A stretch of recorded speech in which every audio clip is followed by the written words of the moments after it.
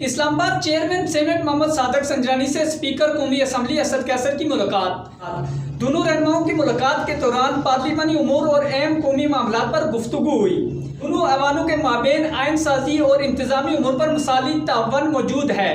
Chairman senate محمد صادق سنجرانی قانون سازی کو مزید مؤثر بنانے کے لیے پارلیمانی رہنماؤں سے مشاورت اور فعال روابط کی پالیسی پر عمل پیرا ہیں۔ چیئرمین سینٹ صادق سنجرانی کا کہنا تھا، کورونا وبا کی وجہ سے پارلیمنٹ کے دونوں ایوانوں کے اجلاسوں کے حوالے سے مشکلات درپیش ہیں۔